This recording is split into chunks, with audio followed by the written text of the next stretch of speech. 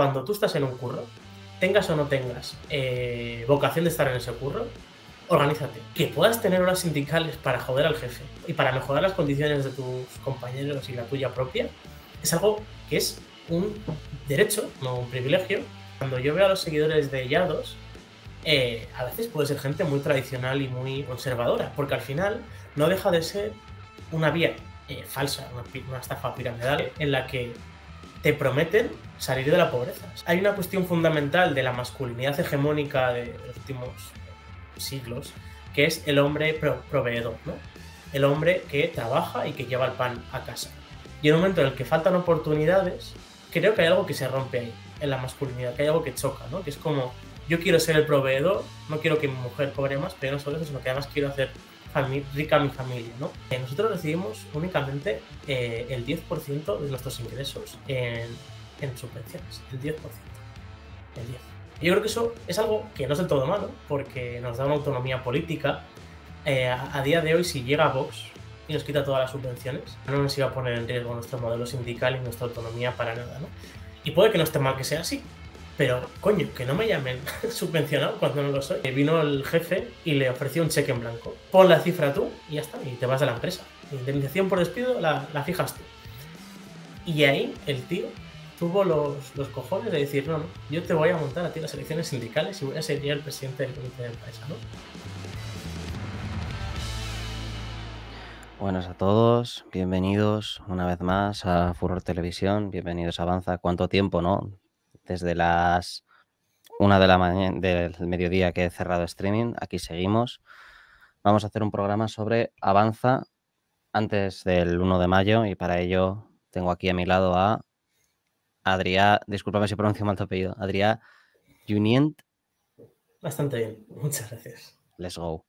Tengo aquí a Adrià Junient de Comisiones Obreras y vamos a estar hablando un poquito de juventud y sindicalismo, como podéis ver en el propio título. Adrià, bienvenido a Furor Televisión, bienvenido a Avanza. Muchas gracias, ¿qué tal? Bueno, la primera pregunta es común para todos los invitados en Avanza, que es ¿hacia dónde avanza? En tu caso, como representante que vienes aquí de Comisiones Obreras, me gustaría preguntarte ¿hacia dónde avanza Comisiones Obreras? Buena pregunta, la verdad. Bueno, yo diría que Comisiones Obreras avanza hacia extenderse más en capas de población donde no tiene la misma preponderancia o nivel de hegemonía como tiene con otras, ¿no? En resumen, Comisiones Obreras se propone avanzar y avanza hacia aumentar la sindicalización y, por tanto, los derechos de la juventud trabajadora, de las mujeres, de los migrantes, y hacia vamos, ¿no? Como herramienta de autoorganización para hacernos avanzar también a los trabajadores y las trabajadoras. Hoy estaremos hablando de todos estos temas. Para empezar, bueno, como ya sabrás, este es un programa de juventud, así que me gustaría que nos explicases un poco a la audiencia cuál es el análisis que existe en Comisiones Obreras respecto a las personas jóvenes. ¿Cuáles son los problemas que detectáis y qué propuestas planteáis para resolver esos problemas? La respuesta corta o larga. Bueno, como esto es básicamente en lo que vivo, pues bueno, puedo estar aquí un buen rato. Pero bueno, para empezar, yo creo que para entender el por qué se entiende, ¿no?, que la juventud es precaria, que eso me gusta empezar diciendo bueno, que eso no siempre ha sido así, y que además no tiene por qué ser así, y que además no toda la juventud es precaria y tampoco toda nuestra población no es precaria, ¿no? Yo creo que para empezar toca como hacer un análisis un poco más de punta fina, más bien hilado, porque bueno, a brochazos pues no nos sirve, ¿no? Entonces, bueno, yo quiero empezar diciendo que una de las principales problemáticas que tiene la juventud trabajadora en este país es el desempleo juvenil. El desempleo juvenil en España ha sido una cuestión estructural que se ha movido entre el 30 y 50%. Dicha esta frase puede parecer como que estoy hablando o que estoy diciendo datos y tal. Claro, eso significa que de los 20 a los 25, incluso hasta los 30, la mitad de la población activa, la mitad de gente que quiere trabajar no lo consigue, ¿no? Yo creo que eso es un drama y que hay que explicar por qué es un drama. Es decir, que tú acabes de estudiar o que tú te hayas quedado sin empleo, que tú simplemente quieras tener tu primer empleo y no lo consigas, pues es un drama por muchas cuestiones, ¿no? La falta de emancipación, no puedes irte de casa de tus padres, es un drama porque simple y llanamente pues hay gente que está en la pobreza, o sea, 1 de cada 5 jóvenes que trabaja está en umbral de la pobreza y eso se explica también por el desempleo juvenil, ¿no? Y yo creo que además es importante entender que, bueno, que ese desempleo juvenil tiene una causa y creo que hace falta hilar fino y explicar por qué es esa causa. Esa causa no es porque haya malas políticas de garantía juvenil o de empleo juvenil.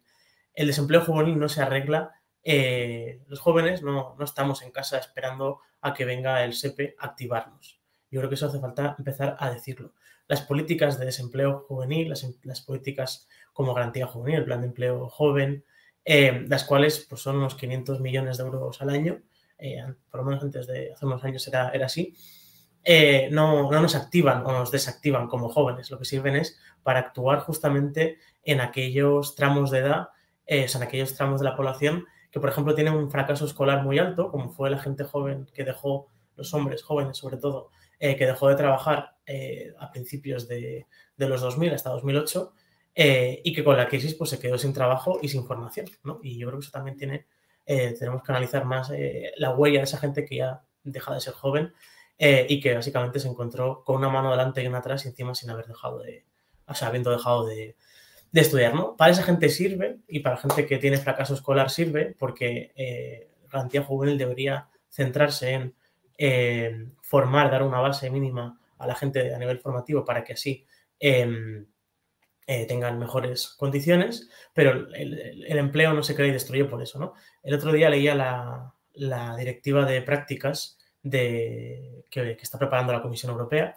Tardará mucho en salir porque ahora mismo va a haber elecciones europeas, como sabemos, pero esa directiva en su preámbulo decía que los jóvenes nos tenemos que activar, ¿no? A mí eso me indignó profundamente, porque yo no me imagino a un joven en casa diciendo, estoy apático, ¿no? No, pues estoy apático porque no tengo trabajo, pero no es que esté en mi casa y que no quiera trabajar, ¿no? Y esto lo comentaba el otro día en la Comisión de Juventud e Infancia. Hay una imagen de la gente joven que se entiende que está cómoda en casa de los padres y sin trabajar, cuando la gente joven quiere trabajar, ¿no? También podemos hablar de, por ejemplo, el tema de tener hijos, ¿no? Que las personas jóvenes dicen que quieren tener 2,2 hijos y luego tienen 1,2.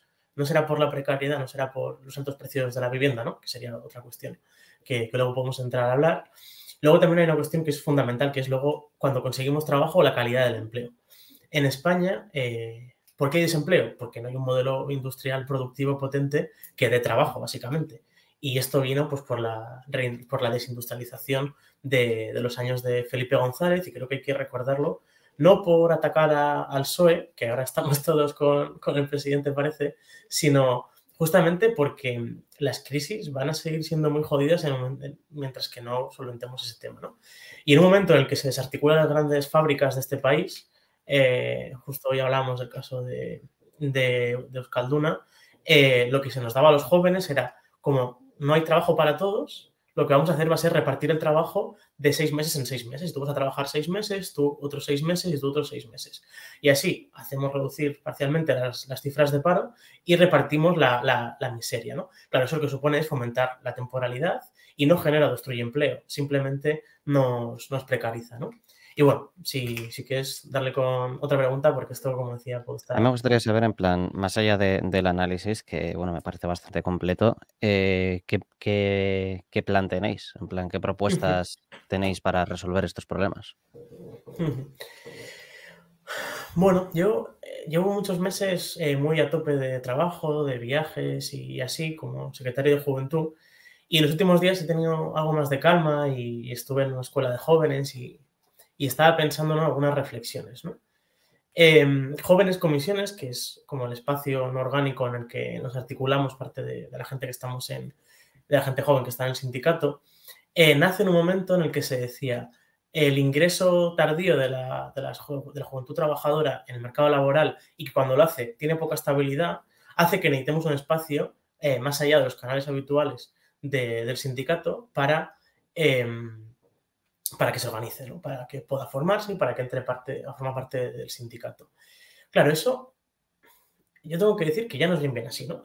Antes hablaba del del desempleo juvenil, el desempleo juvenil en España es muy desigual, porque en Euskadi está, si no recuerdo mal, por debajo del 20% y en bastantes provincias de Andalucía está por encima del 50%, ¿no? A lo que voy es que en las grandes capitales, Madrid, Barcelona, Bilbao, el desempleo está en cifras mínimas que siguen siendo graves, pero que no están en ese 50, están en un 15, en un 20%, o por ejemplo en mi comarca, que soy del Baix Llobregat, no es el dato juvenil, es el dato general, estamos en el 8% de desempleo, eso es prácticamente pleno empleo. Y además cuando entramos a trabajar ahora mismo, parece que estés diciendo lo contrario, pero tampoco es bien así, lo que nos encontramos es que gracias a la reforma laboral hay más estabilidad. Claro, la gente joven ya tiene cotas de estabilidad altas, cada vez hay menos desempleo juvenil, aunque aún nos queda avanzar con ello, y en cambio la gente joven no se sindica, ¿no? Yo creo que eso es por muchas razones, unas cuestiones que son culpa del sindicato, ninguna organización ni ninguna persona lo hace todo bien, también cuestiones externas se nos ha atacado mucho, pero lo que sí que está claro es que la juventud trabajadora no está organizada. Y eso es así, y es una desgracia, pero es así. Y yo estos días estaba pensando en que los derechos no se heredan, a raíz del 1 de mayo también. Y cuando digo que los derechos no se heredan, es que parte de la brecha salarial, que es otro drama de la juventud trabajadora, es causa de nosotros mismos, de no organizarnos, de no luchar, porque al final el sindicato no es una herramienta que dote de derechos de una forma déspota y porque negociamos mejor que nadie. El sindicato tiene que ser una herramienta de autoorganización. Y la juventud trabajadora, si quiere mejorar sus condiciones, no tiene que únicamente conformarse con ir a votar una vez cada 4 años, sino tiene que dar un paso adelante y en aquellos sectores en los que forma parte, sobre todo la hostelería, la consultoría, entrar dentro del sindicato, de comisiones, pero me sirve cualquier otro, y mejorar por la mejora de sus luchas por la mejora de sus condiciones. El sindicato no ofrece cuestiones, tenemos pues, propuestas, ¿no? Muchísimas, hemos subido el SMI un montón y ahora pues tenemos una propuesta, ¿no? De que las horas parciales, que es gran parte de la gente joven que cobra el SMI, además tiene parcialidad, ¿no? Por lo tanto, se queda con salarios irrisorios y muy dependientes de las horas complementarias que las otorgan los jefes intermedios a discreción de según cómo te portes a su criterio, de una forma muy subjetiva, y eso hace pues que sea para determinados colectivos, sobre todo pues hostelería y comercio, situaciones de extrema pobreza, también donde cuesta mucho sindicarse, porque si te sindicas te quita las horas complementarias si no llegas, y ahí, a fin de mes, y ahí lo que proponemos es que esas horas complementarias se absorban por parte del contrato de trabajo en la medida de que tú durante 3 meses consecutivos tienes un contrato de 20 horas y haces 30 o 40, se absorba, porque no tiene sentido que no sea así. Eso es una propuesta que tenemos, ¿no? Pero al final el sindicato se tiene que dejar entender como una cuestión externa y de la cual esperamos cosas. Tenemos que esperar muchas cosas del sindicato y hay que ser exigentes con el sindicato. Pero hay que ser exigentes con el sindicato en el momento en el que tú das un paso al frente y tú pagas tu cuota y tú participas. Porque el sindicato, sin los trabajadores, no es nada. Es algo muy distinto a los partidos en ese sentido. Me recuerda la frase que dijo, creo que Kennedy, lo de no te preguntes qué puede hacer América por ti. De vez en cuando la digo, pero claro, citar a Kennedy dentro del sindicato es raro, ¿no? Y no es Sí. un referente. Pero sí, es justamente esa frase, efectivamente. Me gustaría preguntarte también, en Comisiones Obreras, como organización, ¿qué lugar ocupa en los jóvenes? ¿Los jóvenes tienen interés por la actividad sindical? ¿Estáis satisfechos con la cantidad de jóvenes que se involucran en la militancia? ¿Son más activos? ¿Son más pasivos? Háblame de cómo es la juventud que está en comisiones. Y esto cuando de vez en cuando me invitan a hablar de esta cuestión, empiezo diciendo que hay como una buena y una mala noticia, ¿no? La buena noticia es que somos la organización social más grande en general, tenemos 1 millón de afiliados de todas las edades, 100.000, 103.000 delegados y tenemos también pues bueno, la mayoría sindical con más de un 30%, ¿no? Y de jóvenes tenemos 3.000 delegados jóvenes y más de menos de 30 años y 50.000 afiliados jóvenes de menos de 30 años, ¿no? Claro, esa es la buena noticia. La mala es que, claro, solo supone un 3% de los delegados y solo supone un 5% de la afiliación.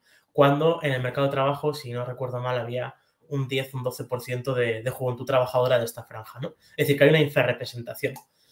Claro, estar en infrarrepresentación tiene dos cuestiones, lo que decía antes. La generación del baby boom es una generación en la que cuando se empezaron a trabajar, Comisiones era hegemónica y UGT, una vez escuché una charla que UGT se pasó 40 años de vacaciones durante la guerra civil, aquí, o sea, durante la dictadura, sea que algún compañero de UGT es un comentario con cariño, pero en lo que está claro es que durante los primeros años de la transición y los últimos de la dictadura, Comisiones Obreras era hegemónico y eso pues tiene una traslación en datos de afiliación, una afiliación que es muy ideológica, no tanto de usuario de derechos o de contraprestaciones que al sindicato como servicios jurídicos, junto con lo que comentábamos antes, ¿no?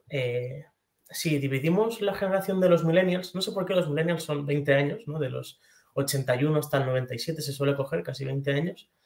Si la dividimos en dos, del 81 al 89 y del 90 al 97, podemos ver como la generación del 80 al 90 aproximadamente es una generación que es muy reacia a los sindicatos, ¿no?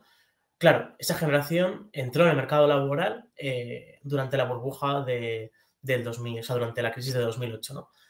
Con una crisis reputacional brutal por parte del sindicato, con casos que son denunciables, como el tema de las Black, o también cuestiones que yo creo que también toca decirlo, como los seres, que básicamente ha sido una cuestión de lawfare, ¿no? Ahora que está tanto de moda hablar de lawfare, hay un juzgado que dice que Comisiones y UGT no se llevaron ni un euro de dinero público y en cambio seguimos teniendo 25 juicios a la espera de los seres, ¿no? Cuando ya es que no hay nada, ¿no? No iba por ahí el asunto. Y entonces, claro, hay un gap muy importante de la juventud trabajadora. Es verdad que, según el CEO, que es el CIS catalán, recupera un poco el interés de la juventud del 90 al 98 hacia los sindicatos, ¿no? Creo que es algo que es muy buena noticia.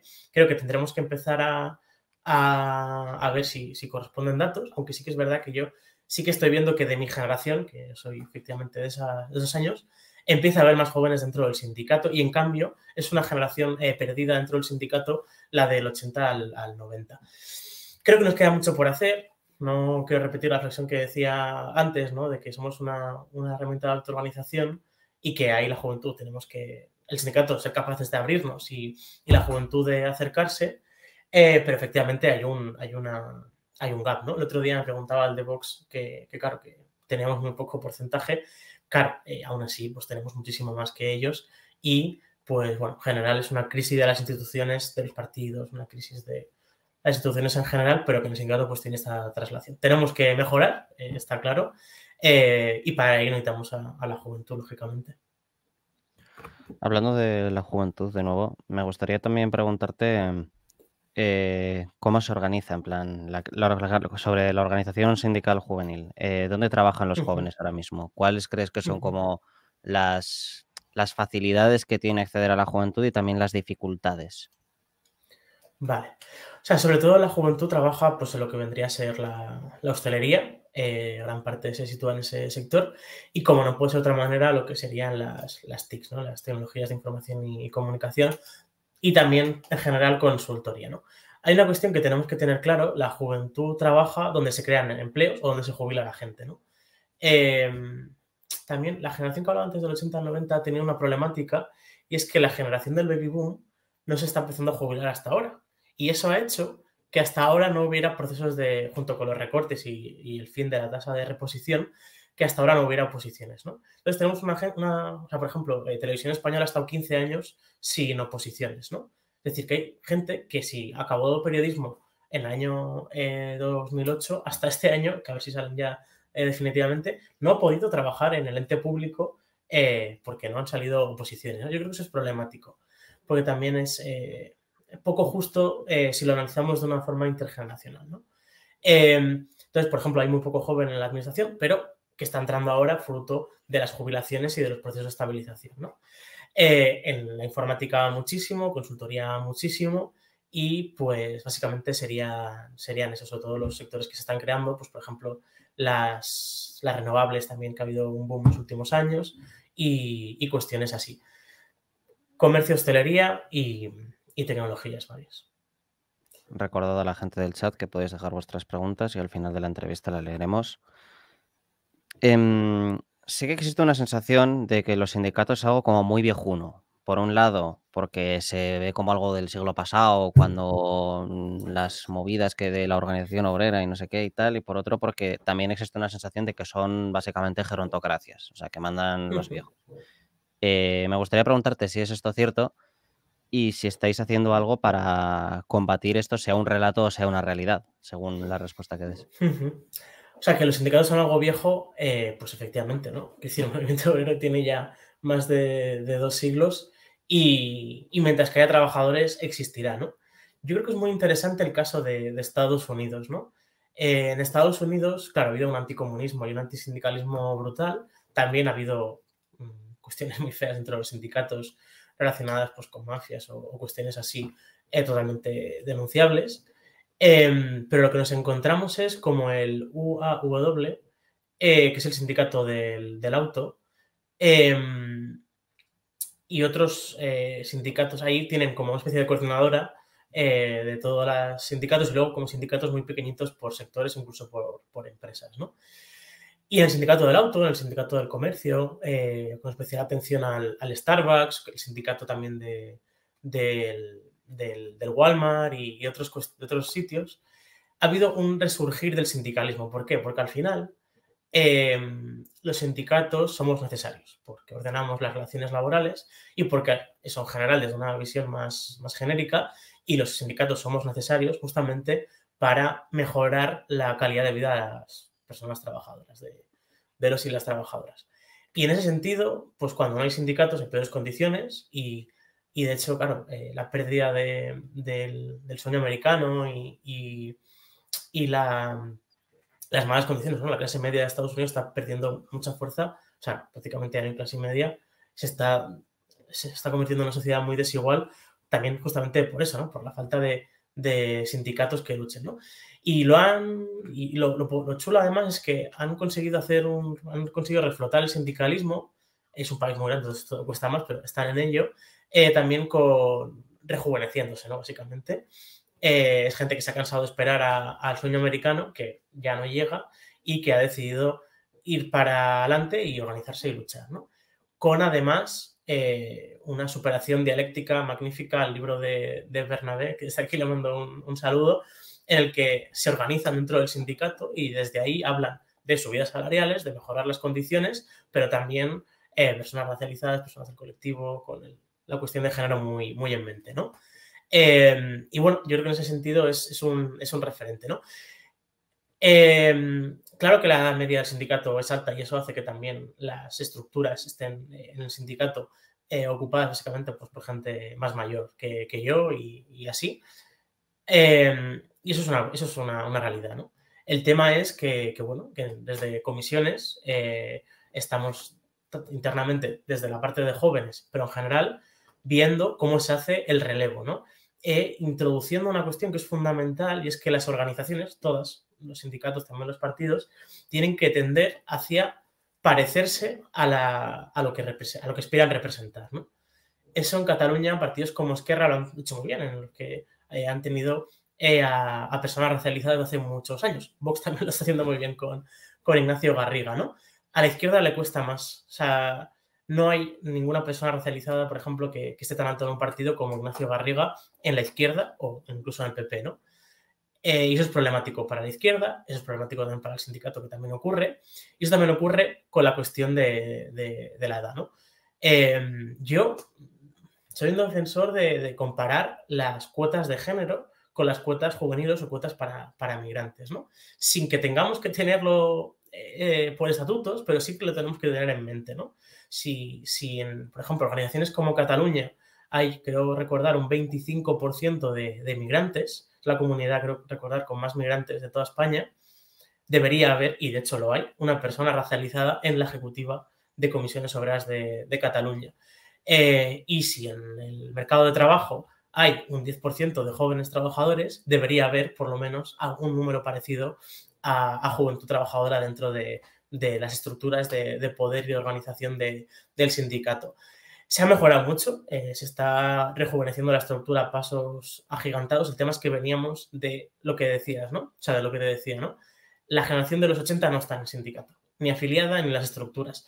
y nuestra generación sí que está empezando a entrar y a ocupar puestos de responsabilidad y se ha dado un paso gigantesco en los últimos 4 años en este sentido. Queda muchísimo por hacer y no tenemos que estar complacientes con este cambio de tendencia, porque hay que pedir más, pero es un cambio de tendencia que hay que seguir potenciando.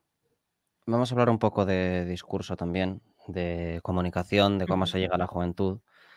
Internet, como otros lugares de influencia en las personas jóvenes, están plagados de discursos de, bueno, sé tu propio jefe, con este Ujú. plan te vas a hacer millonario, vas a hacer dinero fácil, etcétera, etcétera. Yo llego a ver hasta en Moncloa, que es como zona universitaria, carteles de deja la universidad y haz esta movida y tal.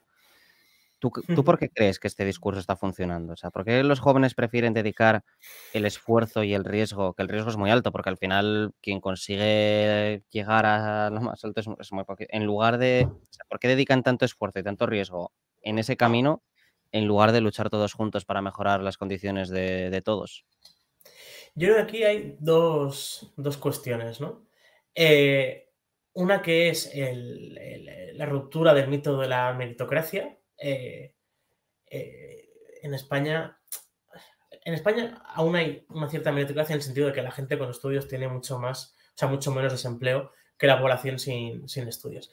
Pero somos, creo recordar, el segundo país, y somos el segundo país con más sobrecualificación de Europa, después de Grecia, y esto hace claro, que las recompensas por estudiar sean bajas. Es decir, la gente no tiene alicientes para ir a la universidad.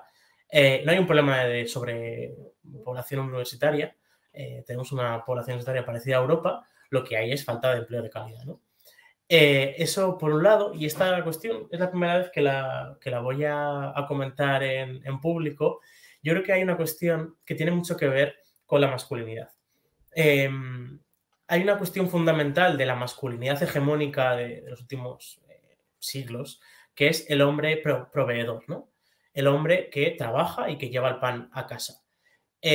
Claro, los hombres, parte de los hombres, de la población masculina, ha sido la que se ha visto más afectada por los ERES, por los procesos de extinción de la relación laboral y así, y que, claro, que ha perdido el protagonismo en el sentido de ser los principales actores dentro del mercado de trabajo, y en un momento en el que faltan oportunidades, creo que hay algo que se rompe ahí en la masculinidad, que hay algo que choca, ¿no? Que es como, yo quiero ser el proveedor, no quiero que mi mujer cobre más, pero no solo eso, sino que además quiero hacer rica a mi familia, ¿no? Creo que tiene que ver con eso. Es decir, cuando yo veo a los seguidores de Yados, a veces puede ser gente muy tradicional y muy conservadora, porque al final no deja de ser una vía falsa, una estafa piramidal en la que te prometen salir de la pobreza, salir de lo que vive la mayoría de la juventud, que es salarios de mierda y alquileres que te ahogan, ¿no? Y para mí tiene que ver con eso, fíjate, con el timo de la meritocracia y luego hay una cuestión también que es lo que decíamos antes, ¿no? Ya sea porque la juventud trabajadora no se organiza, porque el sindicato no trabaja suficientes esas cuestiones, pero es que la gente joven cobra muy poco y eso es problemático y la gente... esto pasa, por ejemplo, también con los riders, ¿no? Cuando la ley rider salieron plataformas de venezolanos, eran venezolanos que habían llegado a España, bueno, hablaban mal de la ley rider. ¿Por qué? Porque al final, desde una perspectiva individual, ellos entendían que si trabajaban 12, 14 horas al día, combinaban varias apps, tenían maneras de hackear, porque la aplicación Globo y Deliveroo, cuando veían que tenías varias apps, te penalizaban. Pues encontraba la manera de evitar eso. Y al final entendían que trabajando 14 horas, 12 horas al día y compaginándolo con, ¿no? Había uno que también había alquilado, o sea, tenía una furgoneta y cargaba las baterías de líneas, los patinetes eléctricos en su casa, o sea, como explotándose al máximo, ¿no?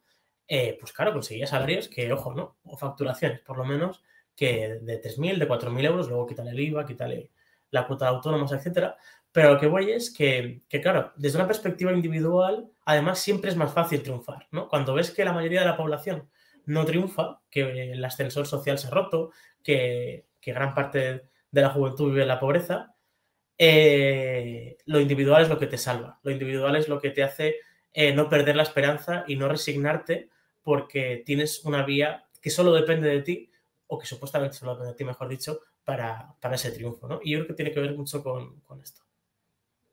No quería citar a cierto influencer de toda esta movida, pero sí que hubo un fragmento de él en un podcast que vi en su día, que se le viralizó mucho porque la gente le daba collejas en internet, cibercollejas, en la cual decía básicamente que para prosperar en tu empresa y para escalar a lo más Sí. alto de tu empresa tenías que, esto es parafraseando, pero más o menos, en lugar de ir a las 9, ir a las fucking 8, no tener descanso para comer, porque comer es de pobres, y en ese tiempo, pues en lugar de descansar, dedicarte a hacer más tareas para el jefe, y en lugar de irte a las 5, te vas a las fucking 8.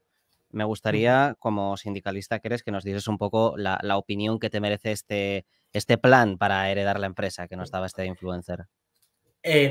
Justamente en nuestra cuenta de Instagram de Jóvenes Comisiones, hicimos ay, ¿cuál fue? La marca esta de que en el Black Friday le... Worten, sí, Worten. Sí, Contexto hicimos para la como... audiencia, Worten le ofreció una colaboración a este influencer y el tío hizo un vídeo como diciendo: "Ah, fuck, el Black Friday, eso es de miluristas que buscan descuentos, no sé qué. Mira, si queréis ver Milambo este no es vídeo". con descuentos. Sí. Sí, bueno, pues la movida. Entonces, pues Sí. Worten cogió ese vídeo y se lo editó para que pareciese que le estaba haciendo promo, sin Eso es, más. porque además puso, podéis usar mi vídeo, ¿no? Worten.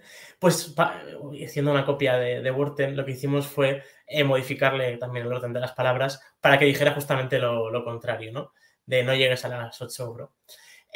Bueno, básicamente no es nuevo, ¿no? Es decir, yo creo que además es importante analizar de dónde viene este hombre, ¿no? Este hombre nació en un chalet en Boadilla del Monte. Boadilla del Monte es un municipio bien de la Sierra de Madrid, las afueras de Madrid.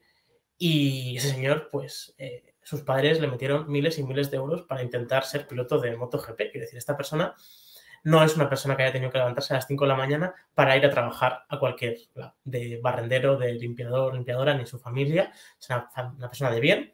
Y como persona de bien, pues yo creo que defiende sus intereses de clase, ¿no? No sé quién decía que los de arriba tienen muy claro que es una lucha de clases y han elegido bando, ¿no? Y la van ganando además. Él elige bando, lógicamente. Él busca el clickbait, pero si además puede meter mensajes que lógicamente él tiene trabajadores, quiere decir, él tiene un equipo de marketing detrás. Entonces, pues claro, es que a él le interesa que sus trabajadores también sean lo más obedientes, la gente que le hace, que le consigue las suscripciones a la estafa piramidal esta que tiene y tal. Entonces, bueno, pues yo creo que ahí le interesa, ¿no? Justamente. Yo creo que estos discursos, pues lo mismo, no son nada novedosos y que al final, pues bueno, yo a esto suelo contestar una cosa: no vas a heredar la empresa. Las empresas no se heredan, las empresas como mucho se pueden expropiar o montar una cooperativa robándole los clientes al jefe, cosa que no sé si es del todo legal. Y lo que tienes que hacer tú es, pues, cuidar tu salud mental, tu salud física. El año pasado hubo 700 personas que murieron por accidentes laborales, centenares, o sea, un centenar de mil de personas que sufrieron accidentes laborales en general. Y eso tiene mucho que ver con el sobreesfuerzo, con la precariedad y con hacerle demasiado caso a personas así o a tus jefes. Con, bueno, la materialización política yo creo que tienen estos discursos de ser tu propio jefe, de crecimiento económico, empresarial y demás, bueno, se ve muy claramente en ciertas corrientes de extrema derecha que representarían tipos como Milei, por ejemplo. O en España quizás tendríamos a gente como Ayuso o Espinosa de los Monteros, que es esta nueva corriente de desregulación salvaje y privatización que yo me niego ni a llamarle libertarismo ni a llamarlo anarconada. Pero bueno, tenemos en la cabeza el tipo de personas que tenemos. Yo recuerdo cuando Bolsonaro era presidente que también se le viralizó mucho un vídeo a un hijo suyo hablando de que es algo que comparte también Milei y Ayuso y demás, de acabar con los privilegios de las organizaciones sindicales. Era un vídeo en el que creo que acababa pegándose con la peña, de vamos a acabar con vuestros privilegios, tal.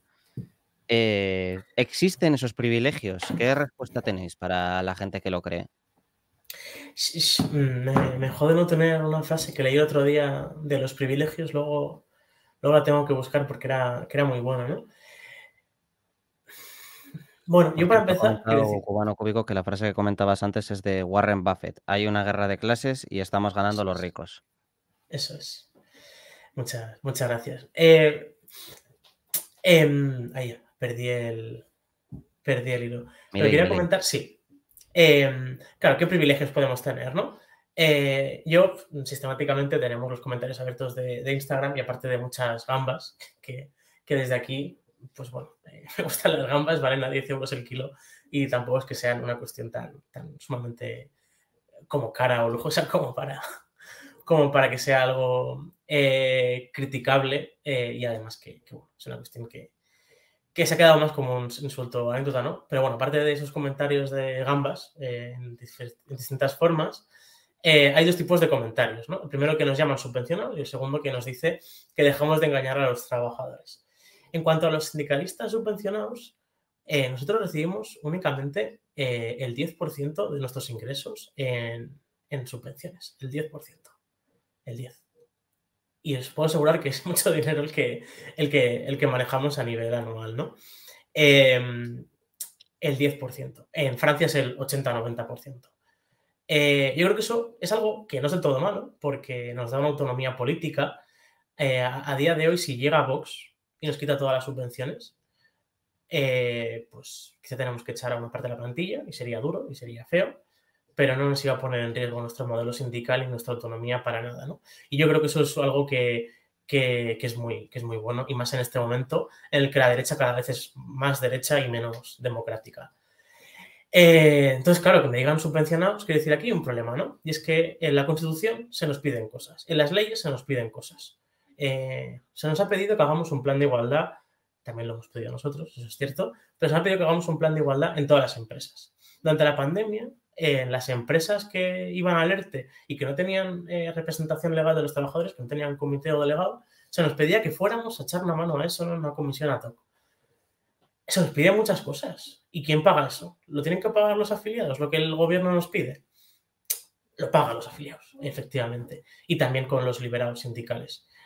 Nosotros hay miles de institutos, hay centenares de instituciones en toda España, como los consejos sociales, económicos sociales, de comunidad autónoma, incluso de algunos, de ciudad. A nosotros se nos pide las mesas de diálogo social autonómicas, estatales, municipales. Nosotros vamos, todos los días hacemos miles de cosas, comisiones, porque hay miles de personas trabajando. Nosotros tenemos un sistema de representación legal de los trabajadores que tenemos a personas que van a auditar que las elecciones, también hacen promoción de la candidatura, lógicamente, pero luego durante las elecciones sindicales somos los garantes de que las elecciones sindicales se hagan correctamente. Y eso lo sufragamos con nuestros recursos. Y puede que no esté mal que sea así, pero coño, que no me llamen subvencionado cuando no lo soy. Quiero decir, mi salario, el salario de la ejecutiva, el salario de las personas que trabajan en comisiones, no están subvencionados. O sea, lo pagan 1 millón de personas que están afiliadas y que todos los meses pagan al sindicato su cuota. Y yo creo que hay que empezar a decirlo. No estamos subvencionados. Es decir, cobramos muy poco dinero público en comparación con todo lo que entra y de forma general por todo lo que hacemos, ¿no? Y luego hay otro tipo de comentarios de Instagram en el que se nos dice que engañamos a los trabajadores porque nos dan dinero y tal, ¿no? Bueno, quiero decir, organizarse un sindicato pues, es fundamental por si luego te echan que no te cueste la vida el abogado, ¿no? Y además que sea un buen abogado, porque luego hay algunos que por ahí hacen auténticas barbaridades. Eso es un poco lo que esta gente nos comenta, ¿no? Estos son privilegios. Quiero decir, tener a 1 millón de personas pagándonos una cuota es un privilegio. Bueno. Luego, también hay dos vías más de financiación del sindicato, que va más allá de las cuotas y va más allá de las pocas subvenciones que recibimos, que son el patrimonio sindical, que nosotros llamamos, que son las sedes de comisiones, son propiedad del Estado. Son propiedad del Estado por una historia además muy curiosa, ¿no? Parte de las prebendas, o como ellos dicen, de los privilegios que tiene el sindicato, es por la correlación de fuerzas de cada momento, ¿no? Comisiones, el patrimonio sindical que tiene, gran parte de él lo obtuvo a base de ocuparlo literalmente. Se ocuparon las sedes del sindicato vertical y se hicieron sedes de comisiones. Y el poder obrero pues las hizo que fueran parte de, o sea, que se hablara del patrimonio sindical, y a día de hoy pues hay centenares de miles de sedes por toda España, que son de las patronales, la CEO y CEPIME, de comisiones, de UGT y de la CGT y de los sindicatos. Y esto va, pues, tantos delegados, tantos metros cuadrados tienes en toda España y se dividen, ¿no? Y eso es el patrimonio sindical y está bien que sea así. Quiero decir, no nace de que sí, nace de la lucha y además lo defenderé a muerto, básicamente porque es de las pocas vías de financiación que tenemos, que no es una financiación, sino que es que dejamos de gastarnos dinero en sedes. Y por otro lado, también hay otra vía de financiación que no puede ser más representativa porque es en base a las horas sindicales. Lo típico de los liberados sindicales, ¿no? Yo conozco liberados sindicales que van a las reuniones de su comité de empresa, que forman parte de una ejecutiva de cualquier nivel. En comisiones tenemos muchos niveles, federaciones, territorios y así, y que ayudan a sus compañeros de trabajo a resolver dudas y que están 10-12 horas al día trabajando porque se lo creen y se desvían por el sindicato, ¿no? Esas horas sindicales, que son millones de horas sindicales, ¿no? Alguna vez la patronal ha calculado el coste que tiene eso para las empresas, menos mal que existen también para ellas, porque si no sería un caos muchas empresas. Y además, menos mal que existen para que los trabajadores tengan a alguien que le haga un asesoramiento a las empresas y que les haga de lado, o sea, que estén a su lado cuando le ocurren cosas, ¿no? ¿Esos son privilegios? Pues no son privilegios, ¿no? Tenemos, por ejemplo, profesores de la pública, de la Federación de Enseñanza, que en agosto tienen que pasarse al sindicato, cuando si en su puesto de trabajo trabajarían menos. ¿Por qué? Pues porque se creen el sindicalismo y entienden que trabajan para compañeros de la pública, de la privada, y que la privada pues también trabaja en agosto, que no todos tienen vacaciones, ¿no? Es decir, se desdibujan mucho los privilegios, ¿no? Claro, nosotros hablábamos, con la gente joven del sindicato hablábamos, que claro, que bueno, o nos lo montamos muy mal como sindicalistas porque trabajamos muchas horas, o que, bueno, que está muy desdibujada la definición de sindicalista, ¿no? Y es más lo segundo. En comisiones hay miles de personas que se desviven todos los días, que hacen horas extras para el sindicato, que no son horas, son militancia, y encima se nos llama privilegiados, ¿no? Yo no niego que haya podido haber abusos, que haya pues, algunos delegados, pocos, que no usen las horas de forma correcta, cuando al final somos tantos. Quiero decir, nosotros tenemos, solo comisiones tiene más delegados sindicales que concejales en España. Concejales de todos los partidos juntos, ¿no? Pues claro, puede haber alguno que haga un mal uso, pero de forma general la gente de comisiones se lo cree, la gente de comisiones lucha por sus derechos y por los de sus compañeros. Por ir terminando ya, hacia el final de las entrevistas de Avanza solemos hablar del futuro. De momento, el futuro inmediato, el principal motivo por el que te dije de hacer la entrevista hoy, o bueno, más bien esta semana, porque ya la tuvimos que mover por las declaraciones de Pedro Sánchez y demás, me gustaría preguntarte por el 1 de mayo. O sea, pronto será 1 de mayo, pasado mañana, ¿no? Prácticamente, creo. Y me gustaría preguntarte qué expectativa tenéis, qué esperáis de este 1 de mayo y qué esperáis también de los 1 de mayo que están por venir. Bueno, yo creo que el 1 de mayo es un día de lucha, lógicamente. Creo que este año hacemos más de 57, 58 manifestaciones en toda España que participan comisiones obreras. Y es un día también de celebración, ¿no? De celebración del orgullo de ser trabajador, del orgullo de sindicarse, y también es un día de reivindicar muchas cuestiones, ¿no? Lo que reivindicamos este año es por el pleno empleo y por trabajos más dignos. En España hemos estado muy cómodos, mucha gente ha estado muy cómoda, mejor dicho, con tasas de desempleo, ya no juveniles, que también, sino generales, muy altas. Y creo que es el momento de hablar hacia que tenemos que ir hacia el pleno empleo, ¿no? Claro, pedir el pleno empleo es como pedir que se acabe la guerra.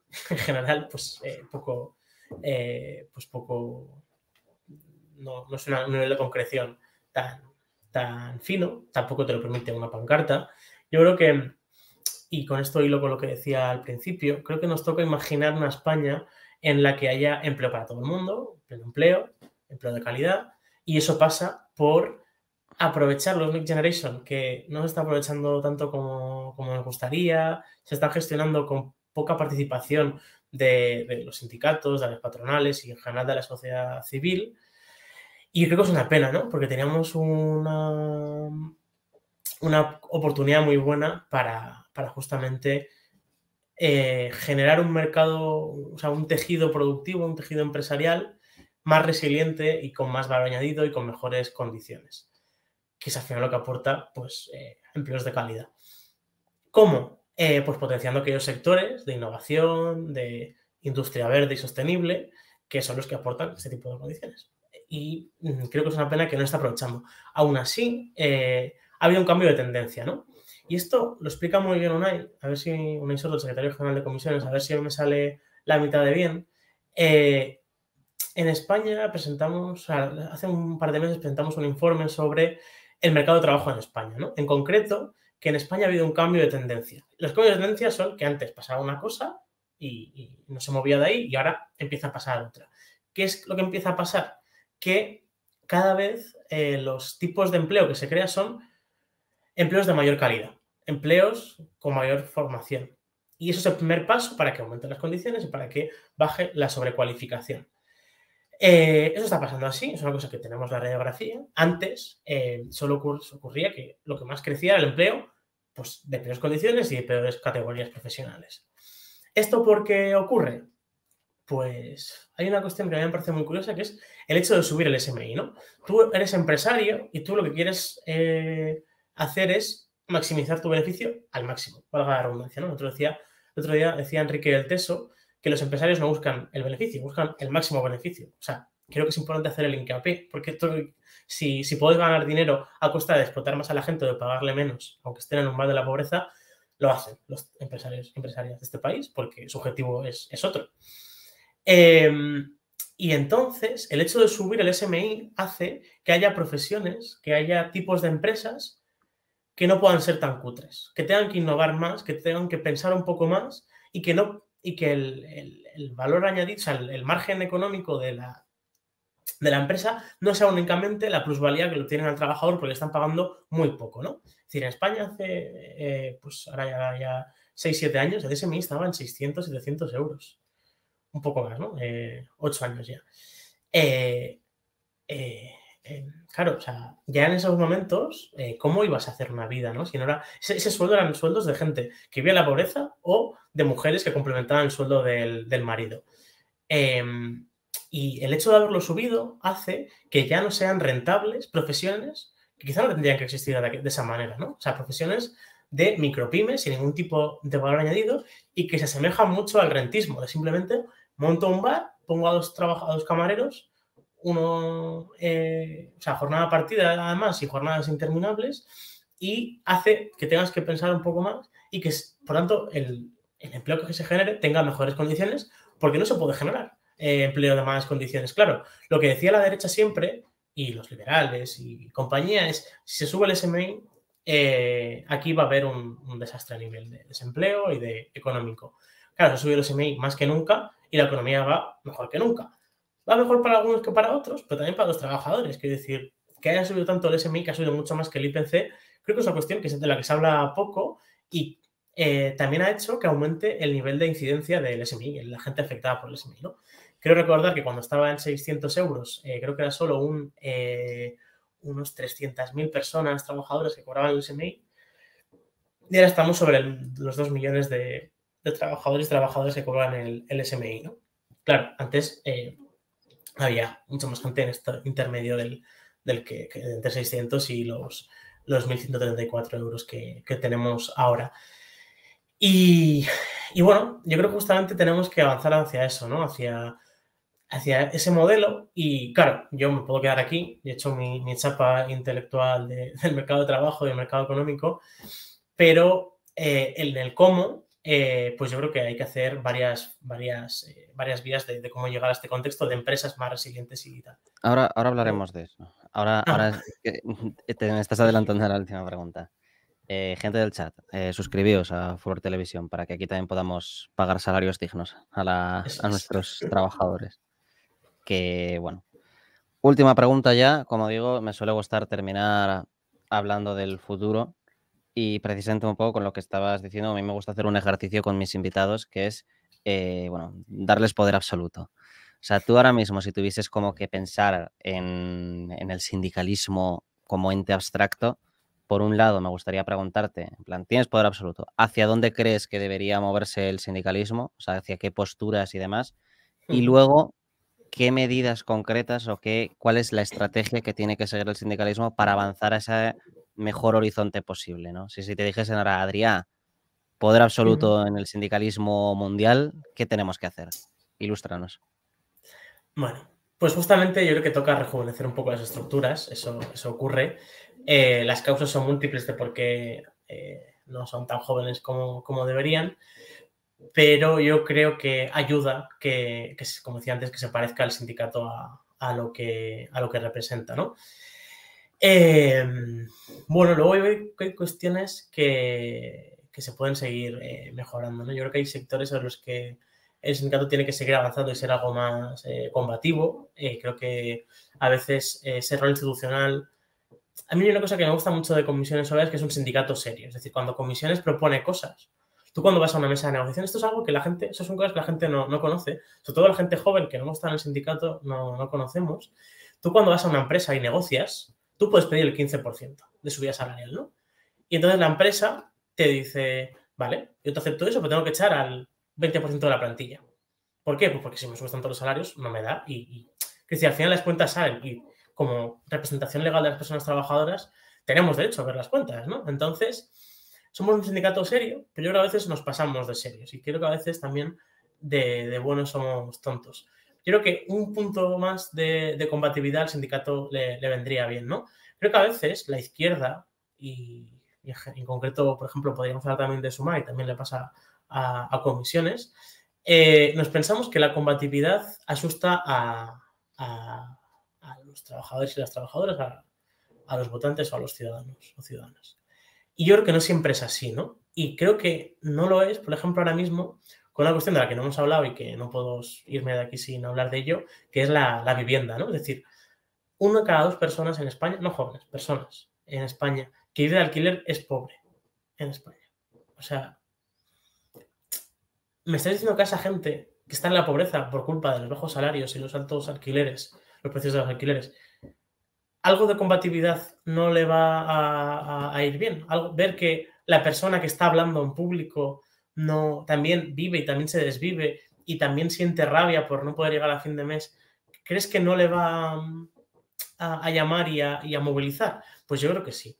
Creo que confundimos muchas veces la radicalidad y la radicalidad malentendida de que no te entiendan, básicamente, que mencionar conceptos y citar a gente rusa todo el rato. Yo creo que la gente rusa hay que citarla y sobre todo hay que leerla, pero creo que hay que entender siempre el nivel de conciencia de la gente con la que hablas, ¿no? No es lo mismo estar en un Consejo Confederal de Comisiones, que es el máximo órgano donde se juntan los 123 sindicalistas principales de la organización y debaten sobre las prioridades, que hablarlo en una asamblea de trabajadores o trabajadoras de un sitio o de otro, ¿no? Bueno, yo creo que eso hace falta. Me estoy centrando en cosas externas y sé que estoy reyendo un poco la pregunta, pero es que de verdad creo que el sindicato va a hacer o va a dejar de hacer según lo que hagan los trabajadores. El sindicato no es otra cosa que trabajadores organizados. Y yo creo que lo que nos falta al sindicato, lo que nos falta a la izquierda es que más trabajadores jóvenes, de todo gente con cabeza y con ideología, formen parte del sindicato, ¿no? Y yo creo que ahí tenemos margen. Creo que parte de la izquierda, antes decía una cosa Bernabé, ahora digo la contraria, creo que sí que ha habido una especie de dejadez de parte de la izquierda del sindicato y sí que ha habido, por ejemplo, no voy a dar nombres porque estaría feo, ¿no? Pero coaliciones a nivel autonómico local que no se han reunido nunca con el sindicato. Y creo que eso es preocupante, ¿no? Quiero decir, en comisiones hay miles de personas trabajando por el bien común, por el bien de los trabajadores, y hay una parte de la izquierda que le ha dado la espalda al sindicato. Puede que el sindicato también le haya dado la espalda a otra parte de la izquierda, pero creo que nos toca reunir eso, ¿no? Estoy centrándome mucho más en un corto plazo y medidas transitorias. Claro, el futuro que queremos es un futuro que básicamente todos los y las trabajadoras tengan condiciones de vida dignas y a poder ser, pues se termine la explotación del hombre por el hombre, ¿no?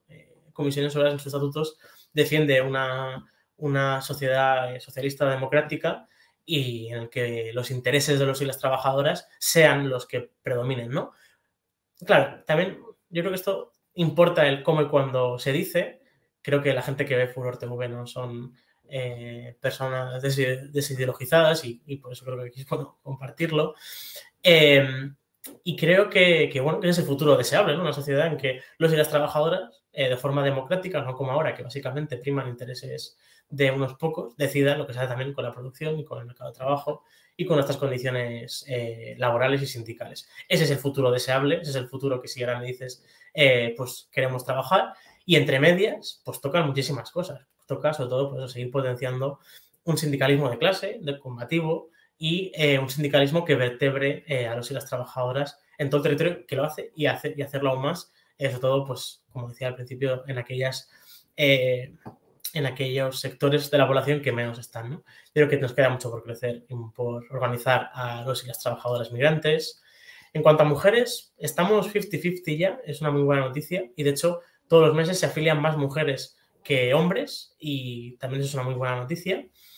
Y también, lógicamente, a la juventud. Yo, de verdad, me gustaría como... O sea, creo que, sobre todo, la gente joven de izquierdas, los y las jóvenes de izquierdas, independientemente de que te caigan peor o mejor los sindicatos, cuando tú estás en un curro, tengas o no tengas vocación de estar en ese curro, organízate. Aunque te quieras ir, organízate. Porque al final, el trabajo representa gran parte de nuestra vida. El tiempo que pasamos en el trabajo representa gran parte de nuestra vida. Y que puedas tener horas sindicales para joder al jefe y para mejorar las condiciones de tus compañeros y la tuya propia, es algo que es un derecho, no un privilegio, que costó sangre conseguir. O sea, se habla de la transición modélica, murieron personas en la transición. Murieron bastantes personas en la transición. Y de verdad, organizaos, porque al final, o sea, quiero decir, claro, también el sindicato puede mejorar mucho sobre cómo nos acercamos a la juventud, ¿no? Falta mejorar, yo creo que en algo como en algunas cuestiones comunicativas de las redes sociales, falta hablar más de que los dirigentes, yo se lo digo a Unai muchísimas veces, habla de la gente joven cuando hablas de la parcialidad, cuando hablas de los alquileres, porque cuando nos mencionas nos sentimos interpelados, porque los temas ya los trabajamos, que nos afecta a la juventud. Pero también necesitamos que los jóvenes, que la juventud trabajadora, dé el paso. Hay una cuestión que opera de una forma muy, muy cabrona, ¿no? Que es el tema de la vocación, ¿no? Cuando tenemos curros en los que no tenemos vocación, lo que nos ocurre es que entendemos que es algo temporal, que por tanto no vamos a estar mucho tiempo y por tanto no nos implicamos y no nos organizamos. Da igual, deja el comité montado antes de irte, peleátelo. Yo quiero terminar, una vez una asamblea conocí a un chaval, llevaba muy poco en el sindicato y se me pusieron la piel de gallina. Era un chaval, pues, joven, 25, 26 años, de Sevilla, que trabajaba en un casino y que él no quería trabajar todo su vida en un casino, de hecho le gustaría ir yéndose. Pero dijo, yo antes de irme de aquí, dejo un comité bien montado. Y el tío montó elecciones sindicales con comisiones obreras y le despidieron. Me dijeron, despido disciplinario. Estás reduciendo ¿cómo se dice esto? Tu rendimiento de forma voluntaria y continuada y tal, que es pues, un despido que se hace cuando te quieres cargar a alguien de forma rápida y sin pagarle nada, ¿no? Y fue a juicio, pasó la conciliación, bueno, pues no lo niegan básicamente, que haya sido un caso de represión sindical, que los hay, a patadas. Y a la entrada al juicio, él cuenta que vino el jefe y le ofreció un cheque en blanco y le dijo, pon la cifra tú y ya está, y te vas de la empresa. Indemnización por despido la fijas tú. Y ahí el tío tuvo in situ, en la puerta del juzgado, tuvo los cojones de decir, no, yo te voy a montar a ti las elecciones sindicales y voy a ser yo el presidente del comité de empresa, ¿no? Y el juicio lo ganó, menos mal, porque joder, la gente se juega mucho. Esto fue además o sea, durante los meses que nos íbamos recuperando algo ya de la pandemia y tal, 2021. Y el tío montó las elecciones, no ganó, pero entró de delegado, cosa que ya le blinda de cara a que le puedan volver a despedir por represión sindical. Y llevaba muy poco constituido el comité. Ahora él está usando sus horas, que no son privilegios, que son derechos de horas sindicales, para formarse y para trabajar para sus compañeros. Formarse en la lucha sindical, no en lo que le dé la gana, me refiero. Y lo primero que había hecho era calcular que tenían menos vacaciones de las que ponían en el convenio. Y hizo cálculos y solo con las vacaciones que los trabajadores iban a pasar a disfrutar de más, de las que no estaban haciendo y que les pertocaba, le había generado de coste a la empresa extra en contrataciones temporales y tal, 100.000 euros.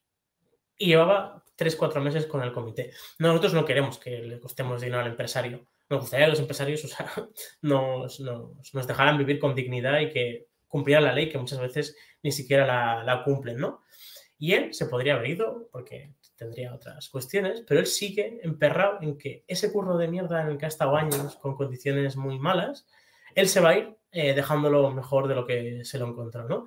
Y yo creo que esto es el mensaje que os quiero trasladar a vosotros y vosotras que me estáis escuchando hoy, que deis el paso, que las cosas cambian cuando damos un paso al frente y que en el sindicalismo, en el sindicato, en las comisiones obreras, es un espacio muy agradable para hacerlo, porque puedes organizarte dentro de tu jornada laboral, cosa que no pasa si no es con las elecciones sindicales, y que además te puede reconciliar, ¿no? Ahora mismo la izquierda juvenil española está desarticulada, no hay movimiento estudiantil, ahora están, pues, no sé cómo se llama, el MS, ¿no? El movimiento socialista, pues está configurando y considero que es buena noticia que la gente joven se organice, aunque consideren que seamos unos vendidos profundos y unos reformistas del copón, cosa que me da bastante igual lo que piensen, porque les falta también parte de meterse en el mundo laboral y que son gente una población muy joven, muy universitaria, pero creo que el sindicalismo también puede ser el cómo la juventud trabajadora de este país se reconcilie con la militancia y con la política, y que el sindicato también hacemos política, lógicamente. Eso sería.